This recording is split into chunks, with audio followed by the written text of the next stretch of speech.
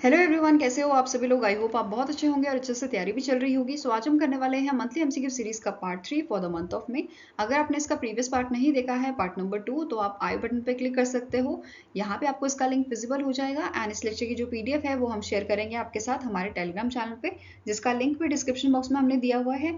आप चाहें तो इसे ज्वाइन कर सकते हैं और यहाँ से पीडीएफ डाउनलोड कर सकते हैं। ठीक है, तो चलिए जल्दी से स्टार्ट करेंगे आज का लेक्चर।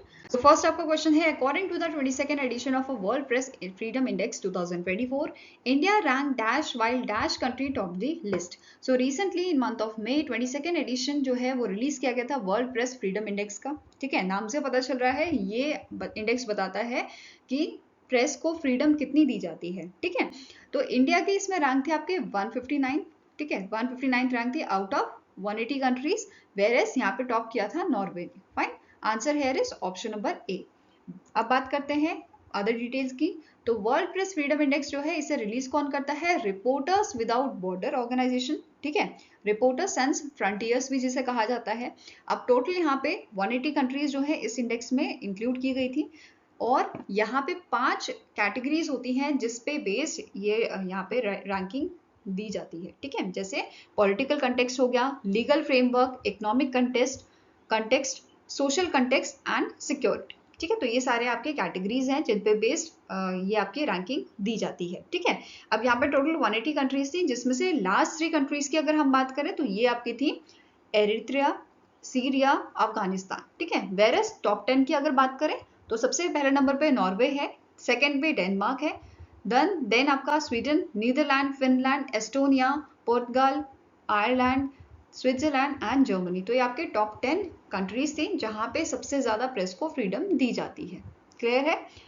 अदर इंपॉर्टेंट पॉइंट्स की बात करें तो 5 कंट्रीज जो आपकी वर्ल्ड की मोस्ट डेंजरस कंट्रीज हैं फॉर मीडिया पर्सनल, ये कौन कौन सी हैं? Myanmar, China, north Korea, Vietnam and Afghanistan from the Asia Pacific region. ठीक है, ये ध्यान में रखना है। साथ में ही एशिया पैसिफिक रीजन जो है ये वर्ल्ड का सेकेंड मोस्ट चैलेंजिंग रीजन है फॉर जर्नलिज्म। क्लियर है?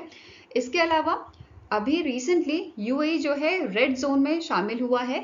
और रेड जोन में कौन सी कंट्रीज आती हैं आपकी? Yemen, Saudi Arabia, Iran, Palestine, Iraq, Bahrain, Syria and Egypt आती है। ठीक है, नेक्स्ट पॉइंट आपका कहता है कि जो पैलेस्टीन है ये डेडलीस्ट कंट्री है फॉर द जर्नलिस्ट।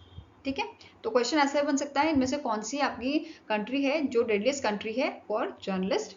तो आंसर आपका हो जाएगा इट इज पैलेस्टीन। ठीक है, जिसकी रैंक 157 रैंक है। ठीक है, नेक्स्ट है कतार। कतार की अगर बात करें तो ये अकेला एक ऐसा कंट्री है Middle East and North African region में which is not classified as either difficult और वेरी सीरियस। ठीक है, नेक्स्ट है वर्ल्ड प्रेस फ्रीडम डे जो हमने 3 मई को मनाया था।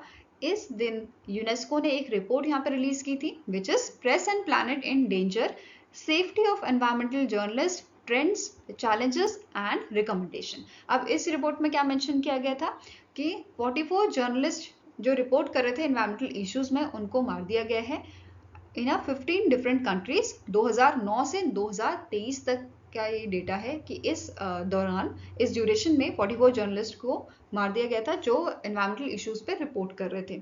ठीक है, नाउ नेक्स्ट बात करेंगे इंडिया और इंडिया की नेबरिंग कंट्रीज की, इनकी क्या रैंक रही है। तो इंडिया के 2024 में 159 रैंक थी।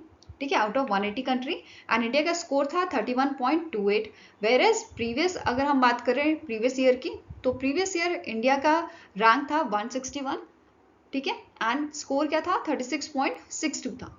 ठीक है, अगर हम कैटेगरीज की बात करें तो पॉलिटिकल इंडिकेटर में 159 रैंक है, इकोनॉमिक इंडिकेटर में 157, लेजिस्लेटिव इंडिकेटर में 143, सोशल इंडिकेटर में 156 एंड सिक्योरिटी इंडिकेटर में 162 रैंक है। ठीक है, अब बात करते हैं हमारे पड़ोसी देशों की। बांग्लादेश की रैंक आपकी 165 थी, पाकिस्तान की 152, श्रीलंका की 150, चाइना 172, नेपाल 74, भूटान 147, मालदीव्स 106, अफगानिस्तान 178। ठीक है, म्यांमार 171 रैंक। क्लियर है? नेक्स्ट है recently Indian army and Puneet Balan group collaborated to open India's first constitution park in which city. ठीक है, तो इंडियन आर्मी और पुनीत बालन ग्रुप जो है इन्होंने इनके कोलैबोरेशन से हमारा एक इंडिया का पहला कॉन्स्टिट्यूशन पार्क जो है ये आपका ओपन किया गया है, इनॉग्रेट किया गया है पुणे में। ठीक है, कहाँ पे ओपन किया गया है? पुणे, महाराष्ट्र में। तो आंसर हो जाएगा आपका ऑप्शन नंबर सी। ठीक है, अब यहाँ पे इस पार्क को इनॉग्रेट किसने किया था? लेफ्टिनेंट जनरल अजय कुमार सिंह ने, जो general officer commanding in chief है इंडियन आर्मी के सदर्न कमांड के। ठीक है, और ये जो पार्क है, अगर क्वेश्चन ऐसा आए कि ये कौन सी ऑर्गेनाइजेशन द्वारा बनाया गया है, डेवलप किया गया है, तो इंडियन आर्मी और पुनीत बालन ग्रुप के द्वारा। ठीक है, नेक्स्ट क्वेश्चन है, name the company that has launch India's first commercial system on chip named secure internet of things. ठीक है, तो किसने इसे लॉन्च किया है? इसे लॉन्च किया है माइंडग्रोव टेक्नोलॉजी ने, जो आपका सेमीकंडक्टर स्टार्टअप इंक्यूबेटर है आईआईटी मद्रास का। ठीक है, answer is option number B. Now Mindgrove Technology is a Chennai-based semiconductor startup which was founded in the year 2021. ठीक है, अब बात करेंगे इन्होंने जो लॉन्च किया है इंडिया का पहला कमर्शियल सिस्टम ऑन चिप। इसकी बात करें अगर, तो it is design for internet of things devices and it is expected to cost 30% less than the other chips. जो अदर चिप्स मार्केट में है उनके कंपैरिजन में 30% लेस इसका कॉस्ट रहेगा। ठीक है, साथ में ये जो चिप है it has successfully multi project wafer tape out at a 28 nanometre node. ठीक है, साथ में it is a high performance micro controller clock at 700 megahertz.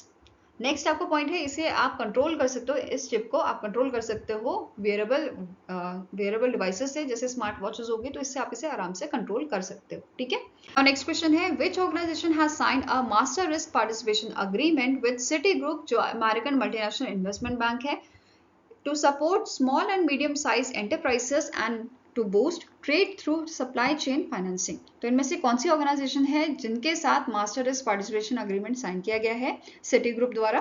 तो answer is option number D, it is Asian development bank. ठीक है, अब जो agreement है ये एशियन डेवलपमेंट बैंक के trade and supply chain finance programme द्वारा साइन किया गया था with the Citibank North America. ठीक है, किस चीज के लिए? To boost the trade through the supply chain financing. ठीक है, अब सिटी ग्रुप की बात करें तो इसके करंट सीईओ कौन है? इनका नाम है जेन फ्रासर। हेडक्वार्टर्स का लोकेटेड आपका न्यूयॉर्क यूएसए में। ठीक है, नेक्स्ट क्वेश्चन है, recently in May, India and Ghana have agreed to operationalize the UPI of National Payment Corporation of India on Ghana Interbank Payment and Settlement System within a period of dash month। ठीक है, तो कितने month के अंदर यहाँ पे जो है ये ऑपरेशनलाइज हो जाएगा UPI of national payment corporation of India? तो ये आपका ऑपरेशनल हो जाएगा विद इन 6 मंथ्स। ठीक है, आंसर आपका हो जाएगा, it is option number C. Now अब इस लिंकेज से क्या होगा, यहाँ पे इंस्टेंट और लो कॉस्ट फंड ट्रांसफर किया जा सकेगा between users of both the countries. ठीक है, इंडिया एंड घाना। नाउ घाना के प्रेसिडेंट कौन है? इनका नाम है नाना ओकुफो ओडा। ठीक है, कैपिटल है इसकी एकारा, करेंसी है घानियन सीडी। क्लियर है? नेक्स्ट है, name the mutual fund company that has launch Nifty mid small cap 400 momentum quality 100 exchange traded fund, India's first mutual fund scheme with a 50 mid cap and 50 small cap stocks। तो ये कौन सी organisation ने इसे जो है, कौन सी company ने इसे लॉन्च किया है? तो आंसर आपका हो जाएगा, इट इज मेरे एसेट म्यूचुअल फंड। ठीक है, आंसर आपका यहाँ पे है ऑप्शन नंबर ए। अब इस हम ETF की बात करें, एक्सचेंज ट्रेडेड फंड की अगर बात करें, तो इसका मिनिमम इन्वेस्टमेंट कितना रहेगा आपका? ₹5000 का in a multiples of ₹1 thereafter. Fund manager इसके हैं एकता गाला एंड विशाल सिंह। एंड जो स्कीम है, it does not offers any plan और option for investment. For the scheme the creation unit size will be 2 lakh units. ठीक है, नाउ बात करते हैं स्टैटिक इन्फॉर्मेशन की। मेरे एसेट इन्वेस्टमेंट मैनेजर्स इंडिया के CEO कौन है? इनका नाम है स्वरूप आनंद मोहंते। इसका हेडक्वार्टर लोकेटेड आपका मुंबई, महाराष्ट्र में।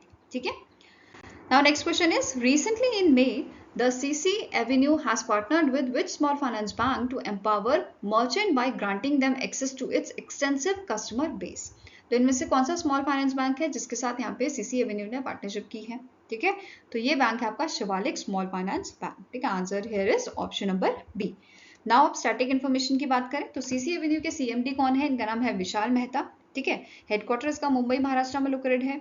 Where as Shivalik small finance bank के एमडी एंड सीईओ हैं, इनका नाम है अंशुल स्वामी, हेडक्वार्टर है नोएडा उत्तर प्रदेश में। ठीक है, अब साथ में ही एडिशनल इन्फॉर्मेशन भी देख लेते हैं। सीसी एवेन्यू जो है ये इंडिया का पहला पेमेंट गेटवे प्लेयर है जिसने प्रोसेस किया था सेंट्रल बैंक डिजिटल करेंसी या डिजिटल रूपी transaction for online retail merchants among the payment gateway players. Next आपकी इन्फॉर्मेशन है शिवालिक स्मॉल फाइनेंस बैंक से रिलेटेड। जो ये आपका बैंक है it was founded in the year 1998 and ये पहला स्मॉल फाइनेंस बैंक बना था इंडिया का जिसने ट्रांजिशन किया था अर्बन कॉर्पोरेटिव बैंक से। ठीक है, नेक्स्ट है the India rating and research private limited जो होली ओन्ड सब्सिडी है फिच ग्रुप की। ठीक है, to raise India's GDP growth forecast for financial year 2025 to %। तो कितना परसेंट यहाँ पे GDP forecast इन्होंने बढ़ाया है, रेज किया है? तो आंसर आपका हो जाएगा option number A, it is 7.1% and earlier prediction was 6.5%।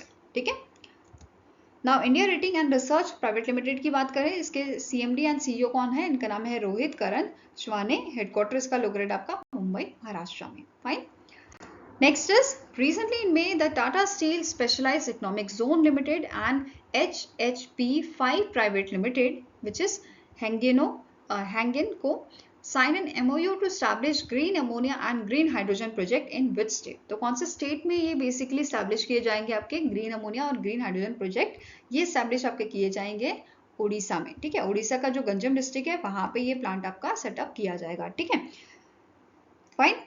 Now यहाँ पे एक और चीज जो आपको नोट करनी है, हैंगेनो कंपनी जो है इसका एम है ये प्रोड्यूस करेगी 1 million turns per annum of a green hydrogen in a different phases. जो यहाँ पे बेसिकली सेटअप किया जाएगा प्रोजेक्ट, उससे इनका एम है कि ये प्रोड्यूस करेंगे 1 मिलियन टन्स पर एनम का ग्रीन हाइड्रोजन डिफरेंट फेजेस से। और इनिशियल फेज में ये इन्होंने क्या बोला है, initial phase scheduled for commissioning by December 2026। तो इनिशियल फेज इनका कब तक कमीशन हो जाएगा?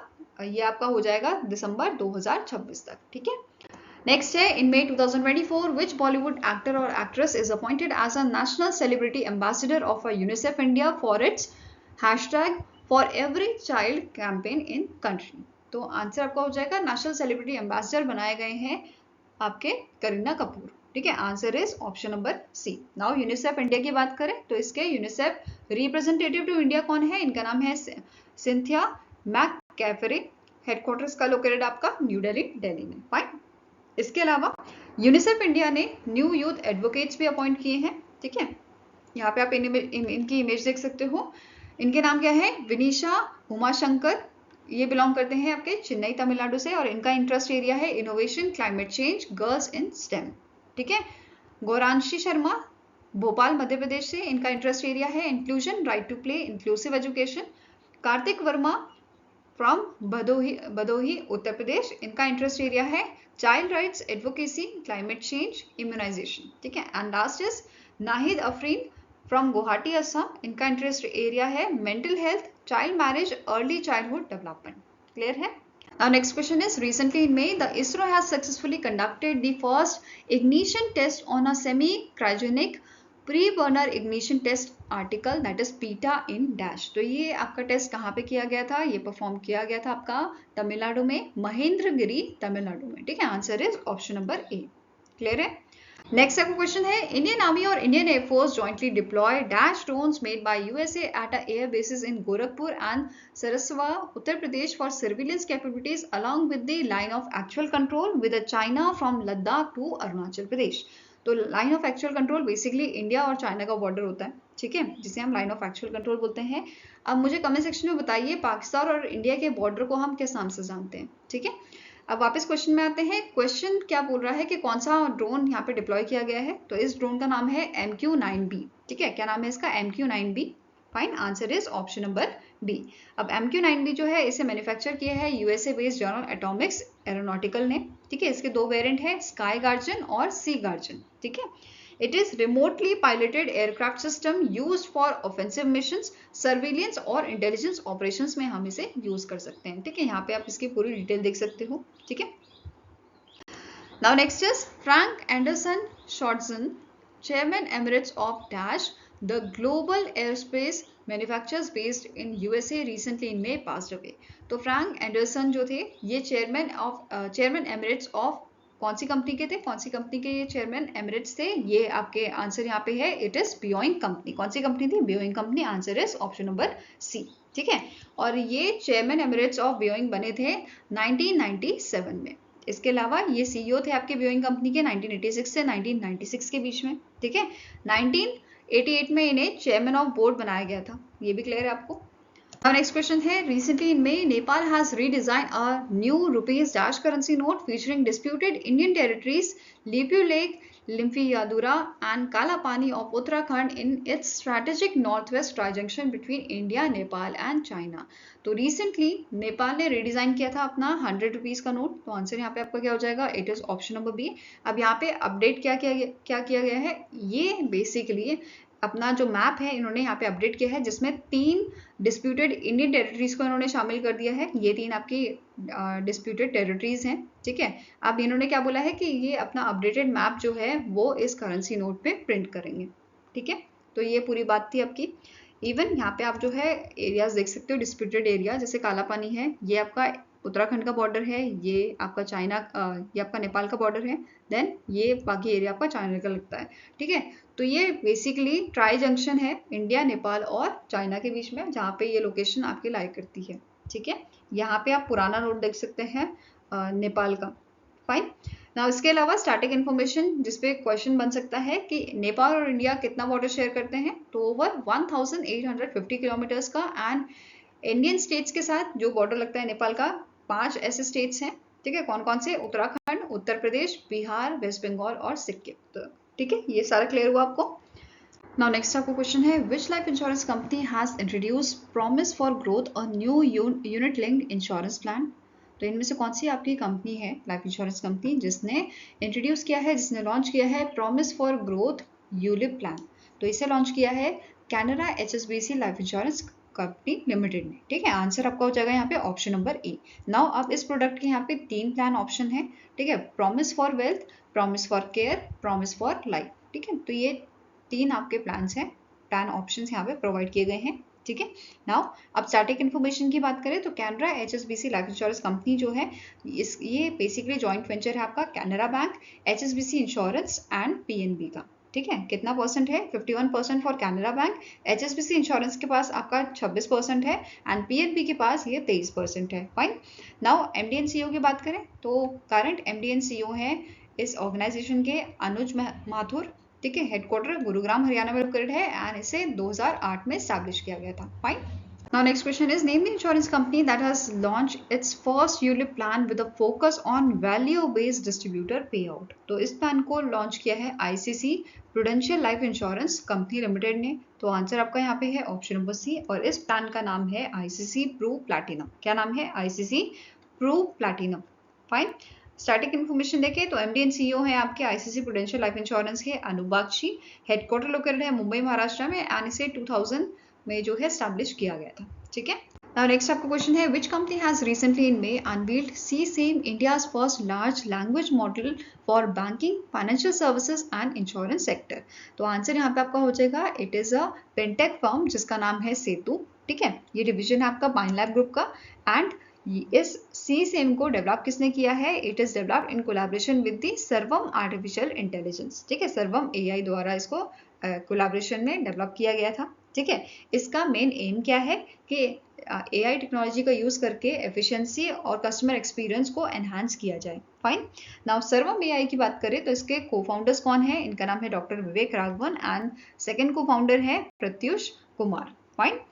नाउ हेडक्वार्टर कहाँ लोकेटेड है? ये लोकेटेड आपका बेंगलुरु कर्नाटका में।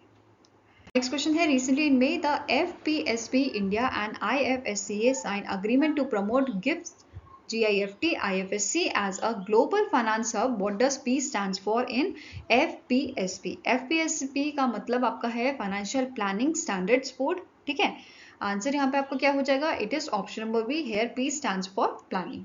ठीक है, अब इन दोनों ही ऑर्गेनाइजेशन ने यहाँ पे जो MOU साइन किया है, एग्रीमेंट साइन किया है, इसका मेन एम क्या है? To enhance the financial market ecosystem and to nurture skilled professionals for GIFT City, that is GIFT City, expanding financial workforce in the company. ठीक है, अब यहाँ पे दोनों ही ऑर्गेनाइजेशन जो हैं ये दोनों मिलके ऑर्गेनाइज करेंगे इंटरनेशनल और domestic events to raise awareness and to establish GIFT IFSCA as a global finance hub. Now FPSB India की बात करें तो ये जो ऑर्गेनाइजेशन है it is a leading planning body in India जो स्टैब्लिश करती है, अपहोल्ड करती है and promote professional standards in financial planning across India. Fine. अब इसके सीईओ कौन है? इनका नाम है कृष्णन मिश्रा. हेडक्वार्टर्स का लोकेटेड आपका मुंबई, महाराष्ट्र में. फाइन. Now next question है which country has signed a power purchase agreement for 20 years with Adani Green Energy Limited for development of a wind power station.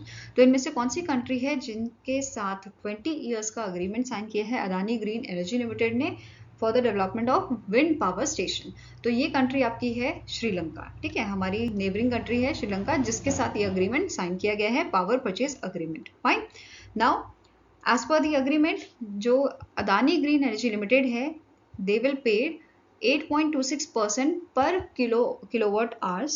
ठीक है, and company will establish wind power station in Mannar and Puneri इन श्रीलंका. तो ये दोनों जगहों पे जो है power station यहाँ पे स्टैब्लिश किए जाएंगे. ठीक है. नाउ स्टार्टिंग इन्फॉर्मेशन देखते हैं. श्रीलंका की कैपिटल क्या है? इट इज श्री जयवर्धने पुरा कोटे जो लेजिस्लेटिव कैपिटल है. वेरस कोलंबो जो है ये जुडिशियल एंड एग्जीक्यूटिव कैपिटल है श्रीलंका की. ठीक है. प्रेसिडेंट कौन है? इनका नाम है रनिल विक्रमसिंह. ठीक है. करेंसी क्या है? Sri Lankan rupee. Fine. Now next आपको क्वेश्चन है the John Ramsay Swinney is elected as the first minister of which country? तो फर्स्ट मिनिस्टर आपके होते हैं equivalent to your prime minister. ठीक है. तो जॉन रैमसे स्वीनी जो है इनको इलेक्ट किया गया है एज अ प्राइम मिनिस्टर और a first minister of a Scotland. ठीक है. आंसर यहाँ पे आपका क्या हो जाएगा? It is option number D. Now अब इन्होंने सक्सीड किसे किया है? ही सक्सीडेड हमजा हुरुन यूसुफ जिन्होंने रिजाइन दिया था अपना इन मंथ ऑफ मे. ठीक है. 7 मई को इन्होंने रिजाइन दिया था. उसके बाद यहाँ पे जॉन रैमसे स्वीनी जो है इनको इलेक्ट किया गया है. ठीक है. नाउ स्कॉटलैंड की कैपिटल क्या है? इट इज एडिनबर्ग और इसकी करेंसी है पाउंड स्टर्लिंग. ठीक है. नाउ नेक्स्ट क्वेश्चन है the competition commission of India approved acquisition of additional shares in Sikkim ऊर्जा limited by which company?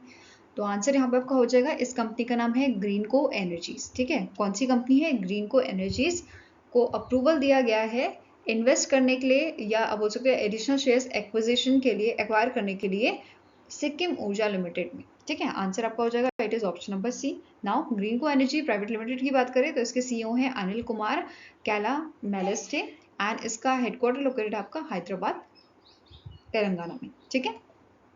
Now next question है name the company that has announced its first ever partnership with the Hockey India for the National Women's Hockey League 2024-2025.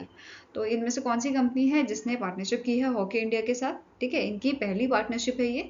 तो answer is option number E that is Coca Cola India. ठीक है. Ananda the Coca Cola India foundation इन्होंने partnership की है hockey India के साथ national women's hockey league 2024-2025 के लिए.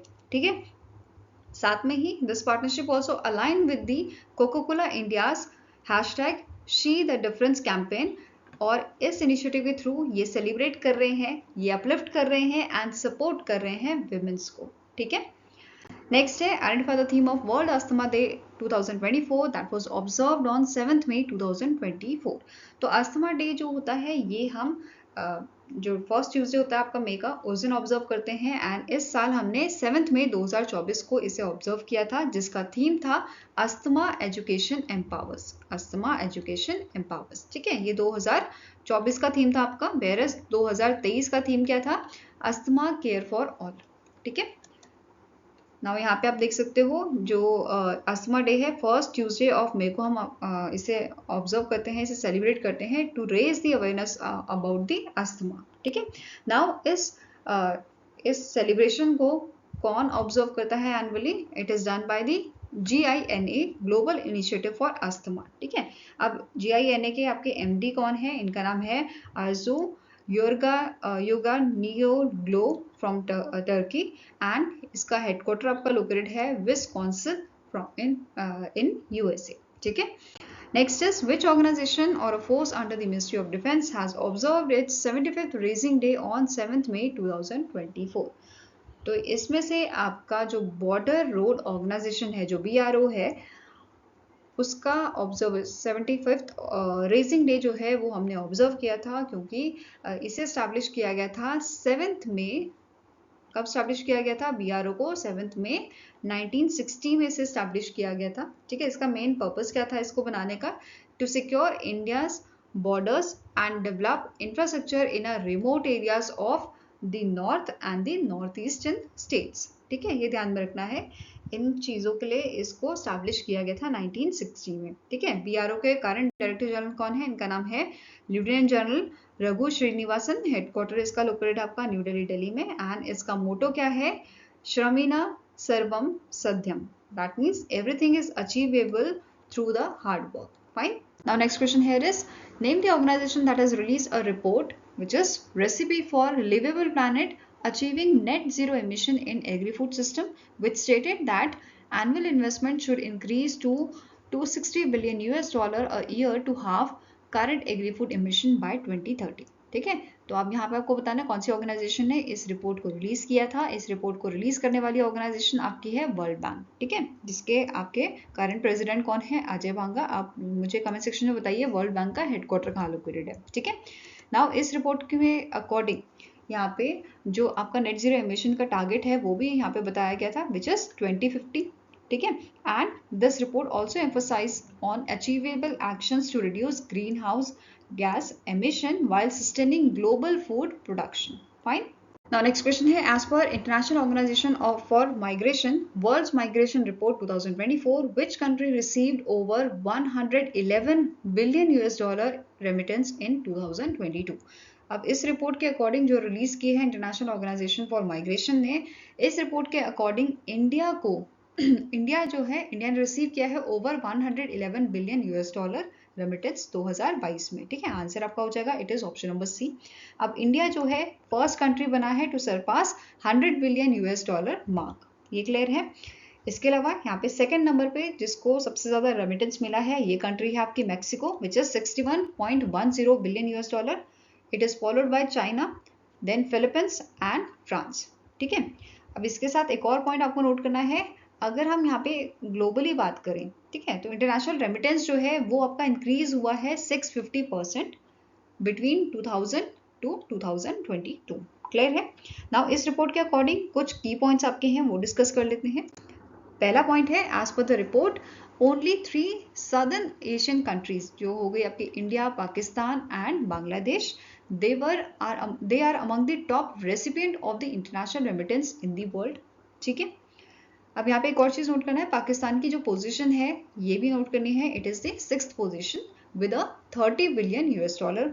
ठीक है, नेक्स्ट है, एज पर द रिपोर्ट जो यूएसए है, यूनाइटेड स्टेट्स ऑफ अमेरिका जो है, it is the largest source of destination country for the international mobile student, which is followed by the UK, United kingdom, Australia third number पे, then fourth number पे Germany and fifth पे आ जाता है Canada. ठीक है, अब इस report के according there are more female than male international migrants in destination countries, जैसे आपकी यूएस हो गई, कनाडा हो गया, फ्रांस एंड ऑल। ठीक है, एंड एक्सेट्रा।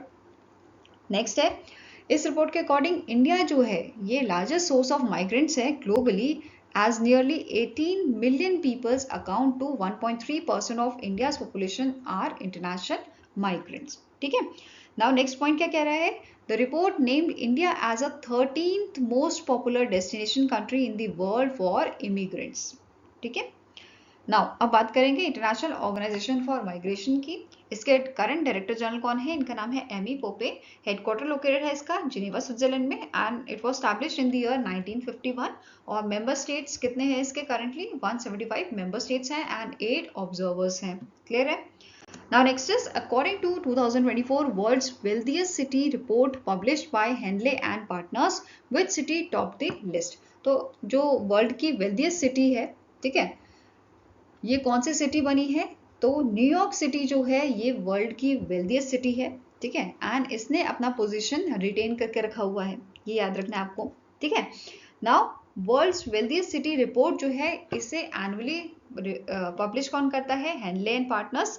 किसके कोलैबोरेशन में? With a New World Wealth, a global data intelligence firm. तो इन दोनों के कोलैबोरेशन से वर्ल्ड की वेल्थिएस्ट सिटी रिपोर्ट जो है वो रिलीज की जाती है। ठीक है, जिसमें टॉप किसने किया था? न्यूयॉर्क सिटी ने टॉप किया था। इसके अलावा सेकंड नंबर पे यहाँ पे थी आपकी यूएसए की ही the Bay Area, third number पे टोक्यो, फोर्थ पे सिंगापुर एंड फिफ्थ पे लंदन। तो ये आपके टॉप 5 सिटीज थी, वेल्दियस्ट सिटीज। क्लियर है? नाउ इससे रिलेटेड की पॉइंट्स देख लेते हैं। जैसे इंडिया की अगर बात करें तो इंडिया की मुंबई सिटी जो 24th रैंक पे थी आउट ऑफ 50, ठीक है, टॉप 50 में 24th रैंक पे मुंबई थी एंड 37th रैंक पे दिल्ली थी, ठीक है, ये ध्यान में रखना है। ये दोनों आपकी वेल्दियस्ट सिटीज बनी है इंडिया की, ठीक है। 2013 से 2023 के बारे में बात करें, इन दोनों के बीच में जो मिलियनियर पॉपुलेशन है मुंबई की, ये आपकी 82% जो है वो इंक्रीज हुई है। वेरस दिल्ली की बात की जाए तो दिल्ली की मिलियनियर पॉपुलेशन आपकी 95% जो है इंक्रीज हुई है, ठीक है। अब यूएसए जो है, यूएसए कंट्री वर्ल्ड की रिचेस्ट कंट्री बनी है क्योंकि इन टॉप 50 सिटीज में से 11 सिटीज आपकी यूएसए की थी, ठीक है। इसके अलावा बीजिंग जो कैपिटल है आपकी चाइना की, ये टॉप 10 में आपकी आई है पहली बार एंड इट रैंक 10th, ठीक है। दुबई जो है, दुबई वेल्दियस्ट सिटी है मिडिल ईस्ट रीजन की with a growth of 78% in the millionaire population in the last 10 years and it is rank 21st out of 50 top cities, ठीक है। Asia Pacific region की बात करें तो टोक्यो 3rd नंबर पे, Singapore 4th पे and Beijing आपका 10th number पे था। एशिया पैसिफिक रीजन की बात हो रही है यहाँ पे, ठीक है। नाउ हेनले एंड पार्टनर्स की बात करें जिन्होंने इस रिपोर्ट को पब्लिश किया था, तो इसके सीईओ कौन है? इनका नाम है ज्यूर्ग स्टेफन और इसका हेडक्वार्टर लोकेटेड आपका लंदन यूके में, ठीक है। नाउ नेक्स्ट आपका क्वेश्चन है which company received ISO 42001 2023 certification for artificial intelligence management system. तो इनमें से कौन सी इंडियन कंपनी है जिसको ये सर्टिफिकेशन दिया गया है, ठीक है, इनके आर्टिफिशियल इंटेलिजेंस मैनेजमेंट सिस्टम के लिए? तो answer here is option number D, that is Infosys, ठीक है। इन्फोसिस जो है ये first IT company, IT service company बनी है ग्लोबली जिसको इस टाइप का सर्टिफिकेशन मिला है, ठीक है। अब इस सर्टिफिकेशन की बात करें तो it is the world's first international standard on AI management system by the TUV India, which is a leading provider of a technical quality and safety services, ठीक है। नाउ इन्फोसिस की बात करें तो एमडी एंड सीईओ के हैं सलील Parekh, headquarters का located आपका बेंगलुरु कर्नाटका में and it is established in the year 1981। Clear है? Next is, which of the following exercise was recently in May conducted by the Indian Army and Indian Air Force across multiple location in Punjab? तो इनमें से कौन सी exercise है जो Indian Army और Indian air force ने जो है जॉइंटली परफॉर्म की थी डिफरेंट लोकेशंस में इन पंजाब? तो it is Gagan strike second, ठीक है। कौन सी एक्सरसाइज है? Gagan strike second. और इस एक्सरसाइज में Apache advance light helicopter weapon system integrated unarmed aerial vehicles, army special forces, ये सब यहाँ पे इन्वॉल्व हुए थे इस एक्सरसाइज में, ठीक है। एंड जो एक्सरसाइज है it was reviewed by the lieutenant general Manoj Kumar Katiyar, he is a general officer commanding in chief of western command. Fine. Next question is, recently doctor Arunoj Chawla जो सेक्रेटरी है डिपार्टमेंट ऑफ फार्मास्यूटिकल के which comes under the ministry of chemical and fertiliser, इन्होंने launch किया है meditech Sakathon in 2024 in New Delhi, Delhi in collaboration with Confederation of Indian Industry, that is CII. As per this, India's medtech industry is projected to grow at 28% annually, reaching dash by 2030, ठीक है। तो इसका जो projection है वो 28% किया गया है कि ये 28% ग्रो करेगा annually and it will reach till the $15 billion, ठीक है, by the 2030। Fine. Answer here is option number C. अब जो इस हैकाथन था इसका मेन एम क्या था? To tackle the critical challenges in a medical technology sector and to promote domestic manufacturing and to reduce import dependence. Fine. अब इसी में आपको यहाँ पे एक और चीज नोट करना है, इंडिया की जो रैंक है, ठीक है, India basically rank 4th largest market for a medical devices in Asia and it is among the top 20 globally, ठीक है। ग्लोबली 20th रैंक पे है इंडिया, और अगर एशिया की बात करें तो एशिया में 4th लार्जेस्ट मार्केट है इंडिया का, ठीक है। आई होप गाइस आपको ये वीडियो पसंद आया हो। पसंद आए तो लाइक एंड शेयर जरूर कीजिएगा और हमारे साथ जुड़ने के लिए हमारे चैनल को सब्सक्राइब कीजिएगा। अगर आपके कुछ सजेशन है तो आप हमें मेल कर सकते हो benchmarkstudy007@gmail.com पे, या फिर आप हमें कमेंट सेक्शन में भी लिख सकते हैं, ठीक है। सो मिलेंगे ऐसे ही नेक्स्ट वीडियो के साथ। Till then take care, have a nice day and all the best for your preparations.